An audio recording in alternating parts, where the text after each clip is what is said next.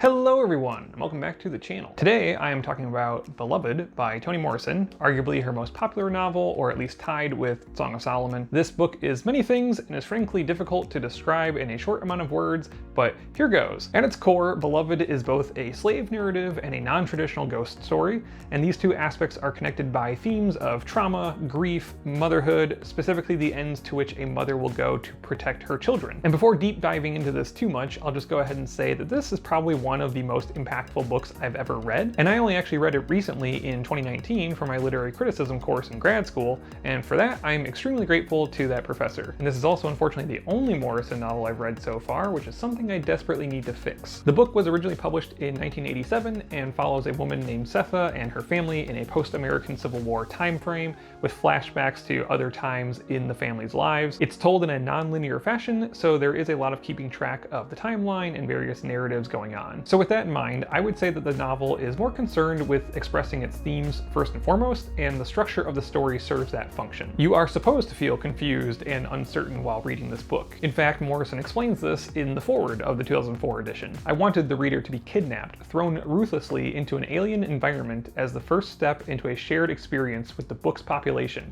just as the characters were snatched from one place to another, from any place to any other, without preparation or defense. In trying to make the slave experience intimate, I hoped the sense of things being both under control and out of control would be persuasive throughout, that the order and quietude of everyday life would be violently disrupted by the chaos of the needy dead, that the Herculean effort to forget would be threatened by memory desperate to stay alive.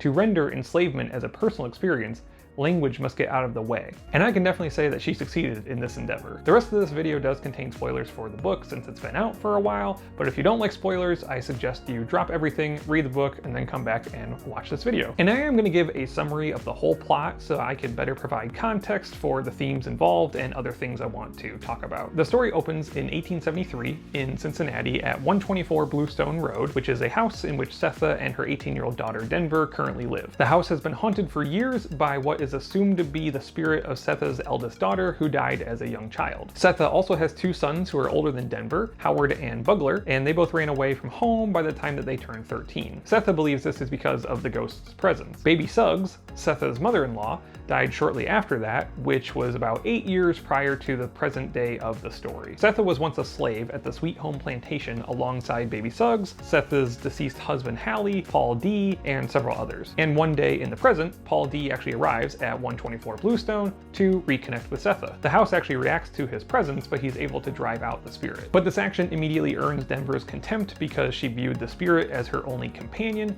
She is shy and friendless and never leaves the house, and further to her dismay, Paul D and Sethe become romantically entangled and he remains at the house. Shortly afterward, Paul D convinces Sethe and Denver to leave the house together for the first time in years to go to a carnival. They have an overall good time, but when they return to the house, they find a young woman sitting outside. The woman is distinctly described as having incredibly smooth skin, like that of a child's, despite her appearance of being about 20. Paul D is suspicious and warns against letting the woman in the house, but Sethe is charmed by her, and Denver is excited to care for the sickly Beloved, who Denver comes to believe is her sister returned to life. In the long run, Denver proves to be correct. Paul D driving the spirit out of the house caused her to return in a physical form, and her presence brings past traumas to the surface for everyone. Soon, Paul D is actually driven from the house and he moves into the outdoor shed. He is confronted by Beloved one night, who demands sex from him. During this act, he sees the horrific memories of his time in a chain gang and the sexual violence carried out upon the men by the slavers, and he eventually tries to tell Sethe about his experiences, but is incapable of sharing. Instead, as a way of recapturing some of his masculinity, he says that he wants to get her pregnant and start a family. However, Sethe refuses. When he later talks to a friend about his plans, it's revealed that the reason the surrounding community has actually ostracized Sethe is because she was the one who killed her daughter. About 18 years prior, when Sethe was a runaway slave and had recently given birth to Denver, she came to 124 Bluestone, where Baby Suggs already resided and Sethe's children were already waiting. Shortly thereafter, 4 horsemen, led by the cruel slave master's school teacher, came to take the runaway Sethe and the children back to Sweet Home. Rather than see her children taken into slavery, she took the kids to the shed to kill them. She succeeded in killing her eldest child before she was caught, but that was enough for school teacher to declare her broken, and and so she and the remaining children were allowed to stay at 124 Bluestone, but the damage had been done and no one ever viewed her the same. Paul D is disgusted by this revelation, but then, like Denver, Sethe comes to believe that Beloved is her returned daughter, since the word beloved was all that was carved on the child's headstone. And then Sethe begins to hope that Hallie and her sons will also one day return, and she starts getting sucked into her own grief. And as Sethe's guilt begins to overrun her life, she puts all her energy into appeasing Beloved to try to apologize for what she did. Beloved begins to become more and more demanding, and she begins to consume Sethe's life, growing larger as Sethe withers. Finally, Denver reaches out to the surrounding Black community for help and manages to end the isolation of her family. Local women come to the house to exorcise the spirit and save Sethe. At the same time, Mr. Bodwin, the white landlord of the house, arrives to offer Denver a job that she had previously asked for. But unaware of this deal, Sethe only sees Bodwin as the return of school teacher come to take her daughter away from her. The women and Denver manage to hold Sethe back when she attacks Bodwin, and while everyone's attention is preoccupied, Beloved fades away. And so at the end of the book, Sethe and Denver have essentially now changed places. Denver has become a self-sufficient woman and a working member of the community, whereas Sethe is now a housebound due to her frail state. Paul D returns to the house and finds Sethe devastated by the loss of Beloved, claiming that she was Sethe's best thing. Paul D tells Sethe that she is her own best thing, which leaves her questioning. So that's kind of a lot to take in. The biggest theme in play here is that of family and mother-daughter relationships. Sethe's love for her children, specifically her eldest daughter,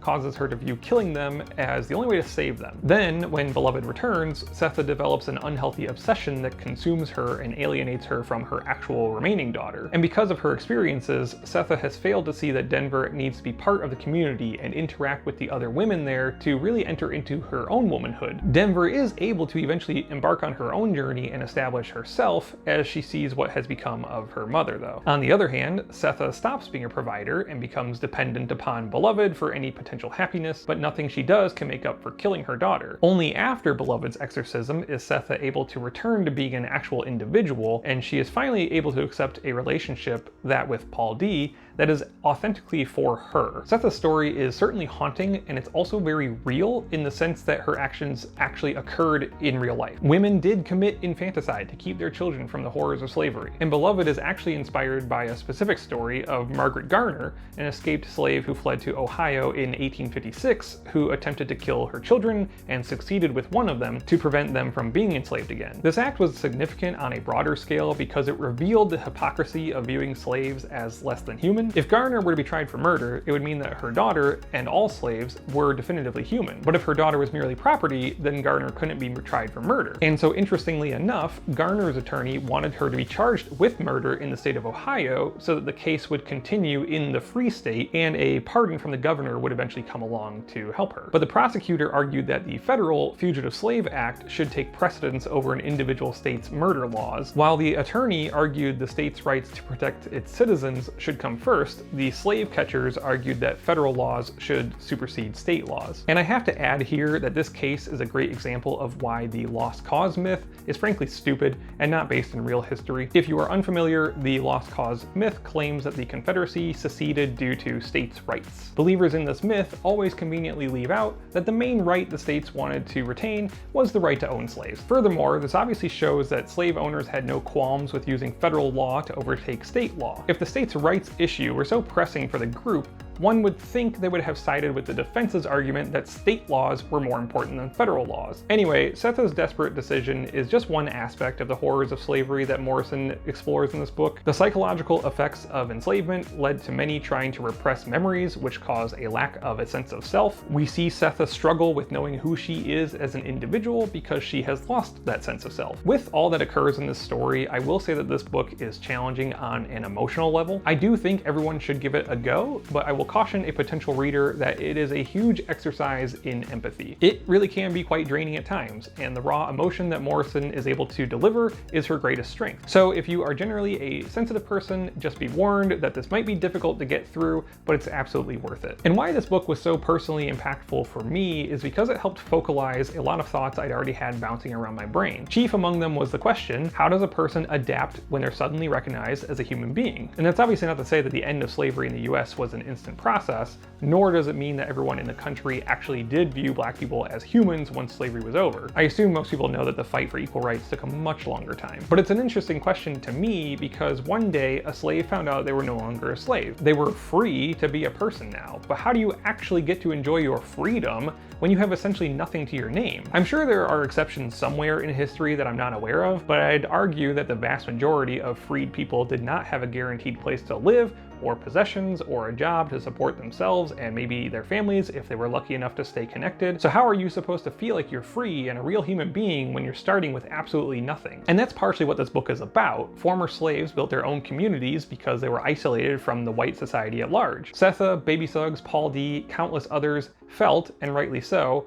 that everything they'd worked for could be removed in an instant. Now, I don't want to dive too deep into the history of slavery because that's not what this video is about, and I also didn't really feel like doing all that extra research, but I think keeping that question in mind is really important when we talk about the broad scope of US history and the concept of systemic racism. A certain subset of the population has this idea that racism died with slavery, which is patently false. The civil rights movement primarily took place in the 1950s and 60s, a full century after slavery ended. And to contextualize how little time has passed since then, Ruby Bridges, famous for being one of the first children to attend a desegregated school in New Orleans, is almost 2 years younger than my mother. Anyway, I could obviously go on all day about this, but I won't because I'm really straying off topic now. So back to Beloved. All in all, this book is a powerful look into the horrors of slavery and the impacts it had on the lives of individuals. It interweaves themes of trauma and loss and motherhood to create a compelling story that I think everyone should read. So that was a doozy, but I think that's all for today. As always, thanks for stopping by my channel. If you enjoyed this video,